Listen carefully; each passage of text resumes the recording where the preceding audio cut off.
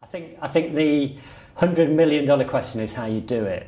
And I think that is something we need to spend more time on. How do we talk about pleasure to young people? The last thing that I suggest that people go into school is they stand up and they go, we're going to talk about pleasure. I don't think that's the way to do it. I think what we have to do is we have to open the discussion. So move the discussion away from pathologising sexual health and discussions of sex. Broaden the discussion and be prepared to talk about pleasurable sex. So I think you've got to be better than good at doing it. So I think if you go in and start talking about pleasure, you're going to just open a can of worms. Having been on the receiving end of some of that, with the pleasure leaflet that we produced at the Centre for HIV and Sexual Health and the backlash that came from that, and the media attention that came from that, I think I would be really careful about how people do it. People need to make sure that they've got support.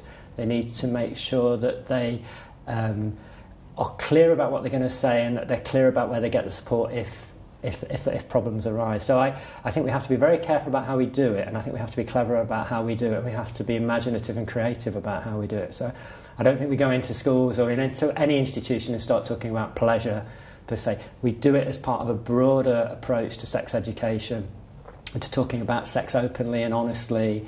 So talking about things like consent, talking about just a broader sort of... for me, it's a shorthand for talking more widely and broadly about sex and good sex and positive sex. And pleasure may then occur in that conversation. We produced the pleasure leaflet probably about 4 or 5 years ago following a conference that we had on pleasure and talking more openly about pleasure. Now, the idea of the pleasure leaflet we produced was it was intended for workers to talk among themselves and to open the discussion around how we might sort of discuss pleasure, how we might look at issues of pleasure. So it's about just raising the debate, really. It was about raising the issues so people could begin to talk about it. So it was about putting it on the agenda. And I think because I was fairly new to sort of sexual health and sexual health promotion, I felt very much that we don't talk about pleasure, we talk about all the negative aspects. Let's just open up the discussion. Why don't we talk about it? So we spoke to lots of people around what pleasure meant to them. And the leaflet was quite provocative because we wanted it to be fun and we wanted it to open the debate. Unfortunately, the media in Britain don't understand nuance, they don't understand irony, and they took everything literally. So, for example, one of the chapters was an orgasm a day keeps the doctor away. It was intended to be ironic, to say actually sex isn't inherently bad for you. If it's consensual, it can actually be good for you. And that led to headlines.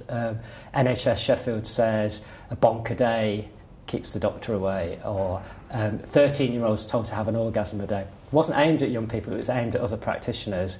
And I think we have to just be careful that the media and the news don't have the ability sometimes or aren't prepared to deal with nuance or complexities. And when we're talking about sexual health and we're talking about sex education, there are huge complexities and huge sensitivities, and they don't want to deal with those. They want to take the headlines, they want the strap line.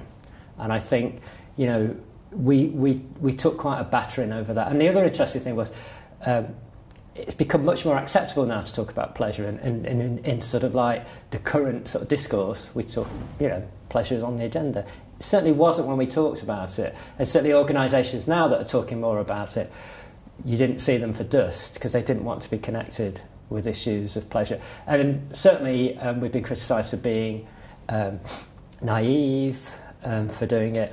And one of the other suggestions was that we created, or that we were part of a creation of something called the pleasure imperative, that the assumption was people had to have pleasure. That was never the intention.